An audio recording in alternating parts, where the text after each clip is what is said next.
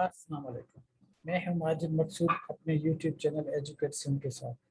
दोस्तों, आज हम बात करने लगे हैं इमरान खान के जो मुसलसल एड्रेसेस हैं और जो मुसलसल वो जो बातें कर रहे हैं उस पर थोड़ी सी बात करना चाह रहे हैं।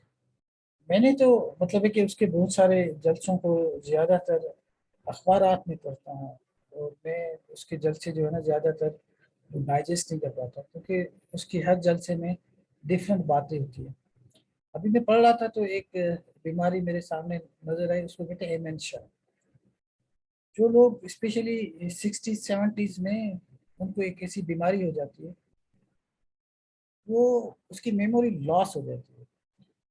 कुछ लोगों की बीमारी जो है वो ऐसी सीवियर हो जाती है कि वो सब कुछ लूज कर देते हैं, और कुछ लोगों की बीमारी ऐसी होती है एमेंशिया की, उनकी इतनी सीवियर नहीं होती लेकिन वो भी अपनी जो मेमोरी है वो लूज कर देते हैं। अब जो इनके जलसे हैं उसमें से अगर आप उसको अगर एनालाइज करेंगे तो आपको ऐसा लगेगा कि इमरान खान एमन शाह की बीमारी में मुबतला हो चुके हैं। उसको ये बिल्कुल समझ नहीं आ रही कि मैंने 2 रोज पहले जो बात की थी वो क्या की थी, अब मैं क्या कहने वाला हूँ और क्या कर रहा हूँ। मैंने पहले भी एक बात की थी कि इमरान खान के पास फैन फॉलोइंग है, पॉलिटिकल फॉलोइंग नहीं है। सियासी लोग उनके साथ नहीं है, जो पॉलिटिक्स के बारे में नहीं जानते, एनालाइज नहीं करते, वो ब्लाइंड फेथ रखते हैं और ब्लाइंड फेथ उनका इमरान खान पे है। और वो समझते हैं कि जो भी इमरान खान कह रहे हैं कि ही इज राइट। वो इमोशनल लोग हैं क्योंकि फैन फॉलोइंग ऐसी होती है, उनको उनकी ज़िंदगी के बारे में और उनके फैसलों के बारे में वो एनालाइज करने की सलाहियत नहीं रखते। अब 2 3 बातें जो हम करने लगे हैं उससे आपको अंदाज़ा हो जाएगा। अब साहब फरमा रहे हैं कि मैं मेरे नंबर्स ब्लॉक हैं और मेरे पास एस्टेब्लिशमेंट्स के मैसेज आ रहे हैं। कोई भी सेंसेबल बंदा वो कैसे कह सकता है? आप थोड़ा सा सोचें कि जब आपके नंबर ब्लॉक्स हैं तो आपको मैसेज कैसे आ रहे हैं? ये तो हो ही नहीं सकता, नंबर बंद है, आपको कैसे पता चला कि वो आपको मैसेज कर रहे हैं? ब्लॉक है। कोई लॉजिक भी नहीं बनती, कोई रेशनल भी नहीं बनता कि नहीं आपके पास मैसेज आए। अच्छा, पिछली दफा इसने बात की थी तो ये कह रहे थे कि जो कंस्पायरेसी है कोई 7 मार्च को या 8 मार्च को, ये 2022 को ये हुई है, जब रास्ता वगैरह उनको रिसीव हुआ है, या 6 मार्च को। मार्च की बात हो रही थी, 2022 की बात हो रही थी। उसके बाद मुसलसल वो इस कंस्पायरेसी की बात कर रहे हैं और जिसमें वो कह रहे हैं कि ये तो मुझे जून में पता था, फिर वो कहते हैं कि मुझे जुलाई में पता था, फिर वो मतलब कि डिफरेंट डेट्स दे रहे हैं कि मुझे इस साल में पता था, मुझे इस साल में पता था। भाई आपके पास कोई एक डेट आप बताएं ना जिसमें लोग आप पे बिलीव कर सकें व्हाट यू रियली मीन। लेकिन वो देते जा रहे हैं और उनके जो फॉलोअर्स हैं वो उनसे पूछते नहीं कि सर आप पिछले दफा तो ये बात कर रहे थे, अभी आप इस तरह की बात कैसे कर रहे हैं? और उसके बाद अब ये जो मीर जाफर और मीर सादिक की बात जो जलदारी साहब ने कहा कि ये कौन सा बंगाल का सरदार है जो गवर्नर है या उसका राजा है जो बातें कर रहा है मीर जाफर की। अब उसकी पहले तो इसने साफ साफ कह दिया कि भाई मीर जाफर कौन है, और वो जाहिर सी बात है वो एक सिपह सालार था और उसका एक वाज़ेह इशारा था, वो हमारे सिपह सालार की तरफ वाज़ेह इशारा था। और उसके लिए आईएसपीआर ने जो है वो उसकी थोड़ी सी का अपनी बात भी की और प्रेस टॉक भी की उसको कंट्राडिक्ट करने के लिए कि भाई होला हाथ रखी। उसके बाद फिर उनकी स्टेटमेंट आई और उसको फिर कि भाई ये जो मीर जाफर जो है ये शहबाज शरीफ है। और उसके बाद फिर अभी जो रात को वो बात कर रहे हैं तो उसके बाद जर्नलिस्ट से भी बात की है, तो उसने कहा कि भाई ये जो मीर जाफर ये शहबाज शरीफ के साथ कुछ और लोग भी मिले हैं। तो मतलब है कि अब फिर उन्हीं बातों पे आ रहे हैं। तो ये बात डाइजेस्ट नहीं हो पा रही कि इसको कैसी बीमारी है कि ये किस तरह बातें करते जा रहे हैं और जिसकी किसी कोई बात किसी से कोई मतलब है कि मिल नहीं रही। मतलब है कि ये तनकीद भी करते हैं उन पे, लेकिन वो खुल के सामने नाम लेकर तनकीद नहीं कर पा रहे। शायद वो डर भी रहे होंगे कि हो सकता है उनका किया काम खराब कर दें, लेकिन फ्रस्ट्रेशन इतनी है कि वो चाहते हैं कि मैं नाम ले लूं, लेकिन वो नाम सिर्फ अमेरिका का ले सकते हैं, बाकियों का वो नाम अभी तक नहीं ले रहे। और एक बात और भी जो बड़ी इंटरेस्टिंग अभी उसने की है, ये आपने देखा होगा कि वो जब भी उस्मान बोजदार साहब की बात करते थे तो उसको वसीम अकरम प्लस कहते थे, कि वो वसीम अकरम प्लस है और बड़े इनकलाबी काम कर रहे हैं, और 70 साल में ऐसे काम किसी ने नहीं किए जो उस्मान बोजदार साहब कर रहे हैं। अब अभी जाकर वो उसका जो अपना प्रीटेक्स्ट दे रहे हैं, वो तो मतलब है कि वन शुड बी सरप्राइज्ड, कि वो कहता है कि भाई ये तो मेरी मजबूरी थी, मैं अगर उस्मान बोजदार को चेंज कर देता तो पार्टी में फूट पड़ जाती थी, पार्टी टूट जानी थी, मैं कैसे उसको तब्दील कर देता। तो यार, आप पहले तो उसको इतना अप्रिशिएट करते थे जब भी लाहौर में आते थे, और आपने बहुत दफा मुद्दत बार आपने ये कहा कि अब मैं उस्मान बोजदार को तब्दील नहीं करूंगा, लेकिन पहले आप कुछ और कहते थे। ये तो वो बातें हैं जो पॉलिटिकल बातें हैं, इनकलाब लाने की बातें जो है वो उसने तो उसमें सारा उसने यू टर्न ले लिया है, लेकिन अभी जो बातें वो जो कर रहा है, ये तो पॉलिटिकल बातें हैं ना, इसके इससे यू टर्न से कोई एज सच फर्क नहीं पड़ता। लेकिन मैं बात ये कर रहा हूँ कि अहमद शाह की, वो भूल जाते हैं कि पहले मैंने क्या कहा था। Memory, his lost his memory, उसको बिल्कुल मालूम नहीं है कि मैं इसको किस तरह जस्टिफाई कर रहा हूँ। लेकिन उसकी जो फॉलोइंग है, वो क्योंकि फैन फॉलोइंग है, पॉलिटिकल फॉलोइंग नहीं है, वो उनसे सवाल नहीं करते कि सर आप अभी क्या कह रहे हैं, पिछले दफा आप क्या कह रहे थे।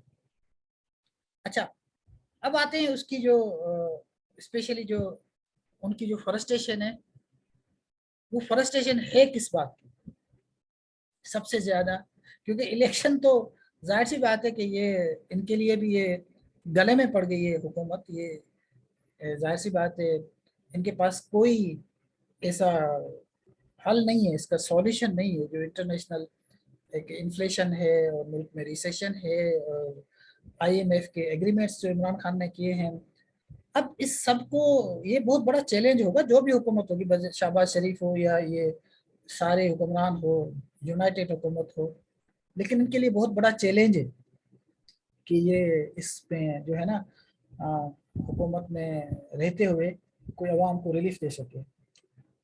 लुक्स अनलाइकली, मतलब कि इतना आसान नहीं। लेकिन उनकी फ्रस्ट्रेशन की क्या है वो बता चुके, वो अभी भी अपने एड्रेस में ये बता चुके कि हमारा जो एस्टेब्लिशमेंट के साथ जो इख्तलाफ हुआ वो अपॉइंटमेंट्स में हुआ। और आपको याद होगा वो हर दफा जब भी चीफ्स के साथ उनकी जो मीटिंग्स होती थी तो वो स्टेटमेंट आती थी कि मेरे बड़े कॉर्डियल रिलेशनशिप है एस्टेब्लिशमेंट के साथ।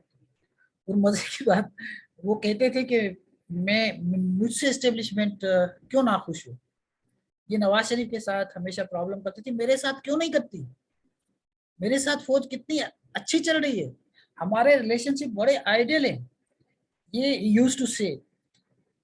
लेकिन अब क्या कह रहे हैं कि मेरी रिलेशनशिप उनके साथ तभी खराब हुई जब अपॉइंटमेंट्स की बात आई और मैंने ऑब्जेक्शन किया। और ऑब्जेक्शन क्या था? ऑब्जेक्शन उसका ये था कि वो जो हमारे आईएसआई के जो डायरेक्टर है उसको वो पेशावर नहीं भेजना चाहते, और इमरान खान के बकौल कि कंस्पायरेसी होने वाली थी इसीलिए मैं नहीं करना चाहता था। और अभी उसने अफगानिस्तान का भी नाम ले लिया कि अफगानिस्तान के हालात कुछ ऐसे। तो कमाल की बात है कि वो इसीलिए उसने आर्मी के साथ पंगा किया और इसने उसको होल्ड कर दिया और नोटिफिकेशन नहीं निकाली।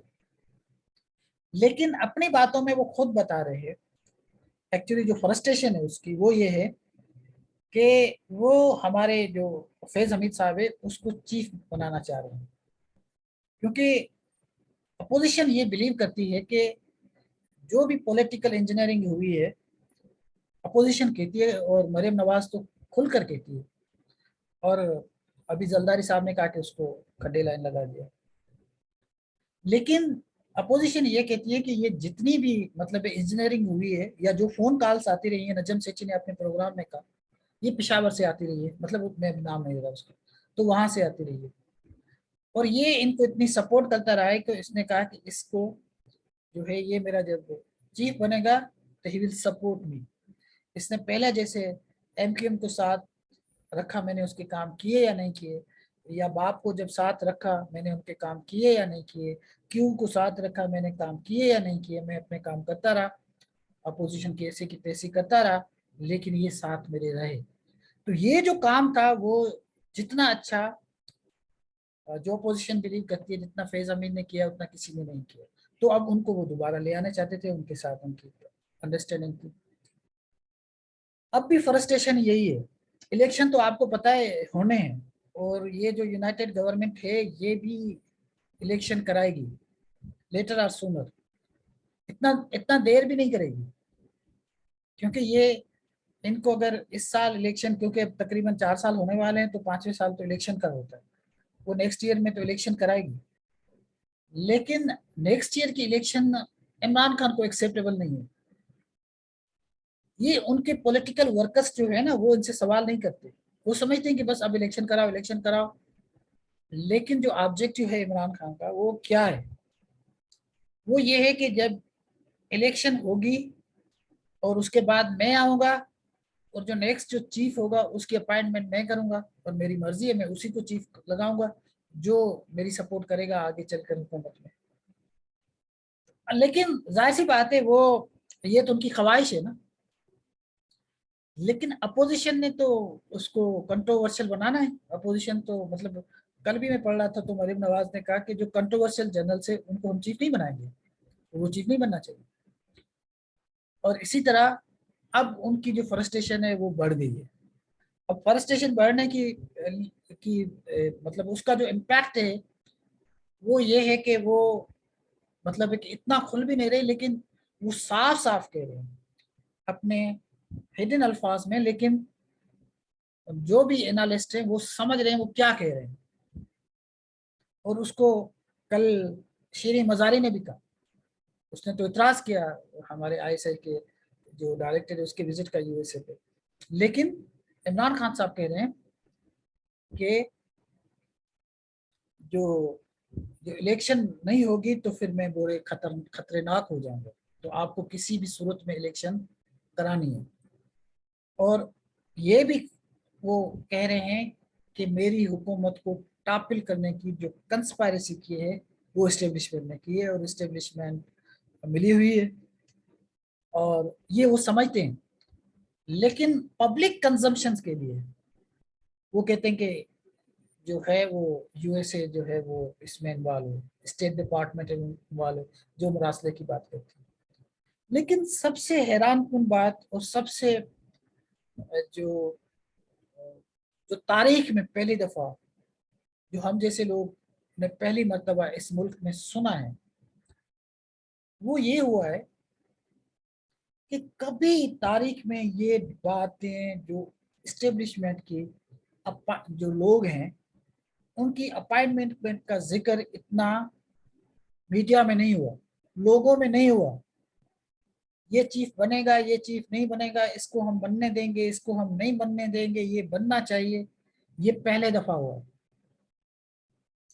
और इसको लाइमलाइट में आना और दुनिया को बताना कि हमारी इस्टेब्लिशमेंट कितनी मतलब उसका कितना इंटरेस्ट होता है हुकूमत में, और हुकूमत को पता है कि ये कितना इंटरेस्ट रखती है हमारी हुकूमत को चलाने का। ये दुनिया को पहली दफा, हालांकि दुनिया समझती है, लेकिन ये डिस्कशन में पहली मर्तबा आ रहा है किसके कितने इंटरेस्ट होते हैं हुकूमत और किसको लाने में किसी को गिराने में। ये पहली दफा इतना क्लियरली डिस्कस हो रहा है। ये मैन मीडिया पे डिस्कस हो रहा है, जो मैन स्ट्रीम मीडिया है उस पर डिस्कस हो रहा है। क्या न्यूट्रल क्या ए पॉलिटिकल, अब ये सारी चीजें पहली दफा डिस्कस हो रही है। ये कभी डिस्कस तारीख में नहीं हुआ, किसी को नहीं पता था। ये जब नवाज शरीफ के साथ जब ये दो चीफ आए गए, उनके साथ जब कन्फ्लिक्ट हुआ, तो किसी को नहीं पता था कौन आ रहा है कौन जा रहा है, नो नथिंग। लेकिन अब ये चीजें डिस्कस होने शुरू हो गई है, ये चीफ आएगा ये नहीं आएगा, पता चल रहा है कि कौन किसको सपोर्ट कर रहा है और कौन किसको सपोर्ट नहीं कर रहा। तो अब जो हमारे ऑफिशियल्स हैं जो 22 ग्रेड के, उनके भी इंटरेस्ट बताए जा रहे हैं, और जो हमारे पॉलिटिशियंस हैं उनके भी पॉलिटिकल जो अपने इंटरेस्ट है वो बताए जा रहे हैं कि इनका पॉलिटिकल इंटरेस्ट है, इसको चीफ लगाएंगे। ये मुल्क के लिए बहुत खतरनाक है, ये तारीख में कभी नहीं हुआ, तो मेरा ख्याल है होना नहीं चाहिए। लेकिन एक चीज जो मैं एम्फेसाइज करना चाहता हूँ वो ये है कि ये भी कभी नहीं हुआ कि तारीख में कभी कोई सिविलियन पीएम वजीर आजम उसको इस तरह निकाला गया हो। और इसको तो डेमोक्रेटिकली निकाला गया है, इसको कोई किसी ब्रिगेडियर ने आके घर से नहीं निकाला, जैसे भुट्टो साहब को निकाला है या बीबी शहीद को निकाला या इवन नवाज शरीफ को भी निकाला, हथकड़ी लगाई गई। लेकिन कोई एक सिविलियन भी इतने खतरनाक नहीं हुआ जितना इमरान खान हुआ, और इतना अनलिस्ट भी कोई वजीर आजम जिसको निकाला हो उसको इतनी छूट नहीं दी गई पाकिस्तान की तारीख में। क्योंकि पाकिस्तान की तारीख में जितने वजीर आजम आए उनको निकाला गया है ज्यादातर, किसी ने अपना टेन्योर पूरा नहीं किया, अभी तक नहीं किया, इमरान इंक्लूडिंग इमरान खान। क्योंकि हुकूमतें तो यकीनन कंप्लीट अपना टेन्योर 2-3 असेंबली ने किया, लेकिन वजीर आजम नहीं रहे। लेकिन एक वजीर आजम ने भी इतना प्रोटेस्ट, इस्टेब्लिशमेंट को ललकारना, नाम ले लेकर ललकारना, उनको मीर जाफर कहना, ये पहला वजीर आजम है जिसने किया है। और इस पे कोई एक्शन नहीं है, किसी तरह का कोई एक्शन नहीं है।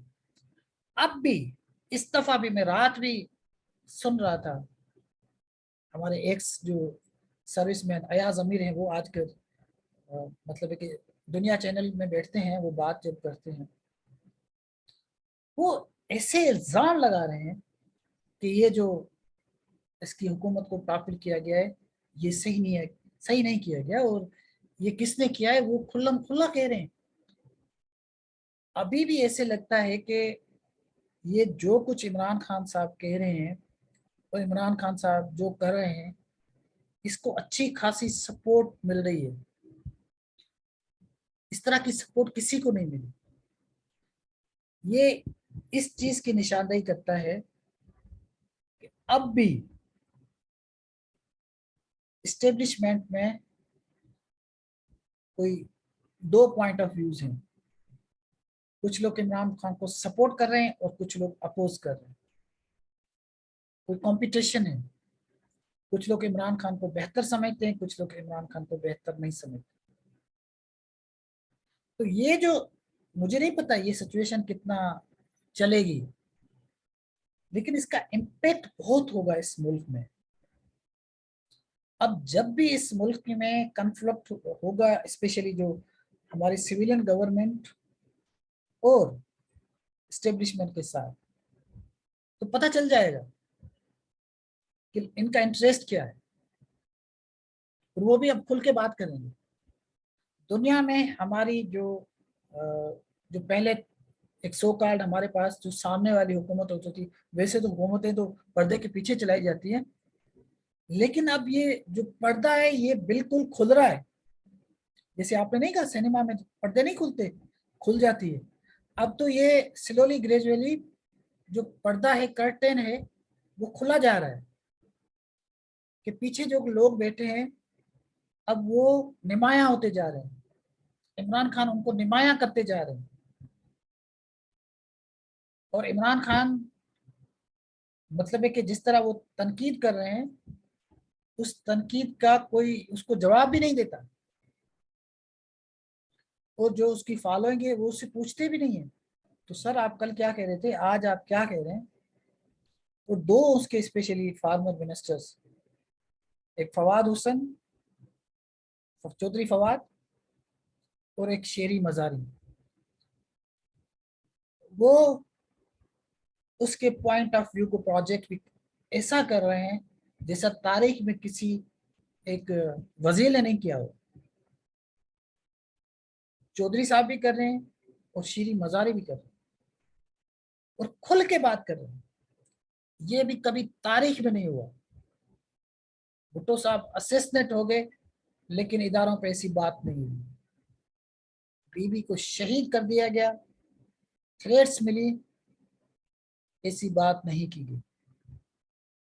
आज भी हमारे चीफ साहब जब किसी इदारे में बात करते हैं तो वो भुट्टो को क्रिटिसाइज करते हैं, उसकी पॉलिसी को क्रिटिसाइज करते हैं। लेकिन पीपल्स पार्टी ने आज तक कभी इदारों के खिलाफ नहीं गई।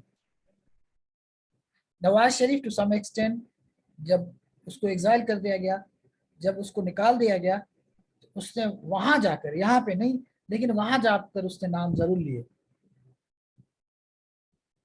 लेकिन वो भी, उसने भी बात की तो थोड़ी पॉलिटिकल बात की। उसने कहा कि आप रिस्पॉन्सिबल होंगे। और आज बहुत सारे, मैं कल एक यूट्यूबर को सुन रहा था, वो कह रहे थे कि, मैं नाम ले लेता हूँ, तलत साहब। उसने कहा कि ये इमरान खान किसके सदके आया था, कौन लेकर आया था, अब भुगतो। अब आपको भी वो एक्सपोज कर रहा है, आपको भी वो तनकीद कर रहा है। ये तलत हुसैन साहब कह रहे थे अपने यूट्यूब पे। वो तनकीद का निशाना बना रहे थे कि इमरान खान जो कुछ कर रहा है ये मुल्क के लिए अच्छा नहीं होगा, लेकिन इसको लाने वाले आप हैं। तो अब इस तरह की जो सूरत हाल है, इस सूरत हाल का इवेंचुअली कोई ना कोई तो रिस्पॉन्सिबल होगा ना। कुछ लोग इमरान खान को होल रिस्पॉन्सिबल कहते हैं कि इमरान खान रिस्पॉन्सिबल है। कुछ लोग कहते हैं इमरान खान को लाने वाले रिस्पॉन्सिबल है। मुल्क को इस नहज पे इमरान खान को लाने वाले ने किया। क्या जरूरत थी एक एक स्टेबल गवर्नमेंट को टॉपल करने की। अब ये जो सूरत हाल है इमरान खान की, जो करंटली जो फ्रस्ट्रेशन है, ये फ्रस्ट्रेशन का कोई ना कोई नतीजा जरूर निकलेगा। अगर एस्टेब्लिशमेंट इमरान खान के खिलाफ कोई एक्शन लेती है, उसके भी रिपरकेशन होंगे। इंटरनेशनली इमरान खान एक सेलिब्रिटी है, और क्रिकेट की दुनिया में भी अगर एक दो क्रिकेटर्स जो फार्मर्स हैं उन्होंने ट्वीट कर दिए तो मुल्क के लिए अच्छा नहीं होगा।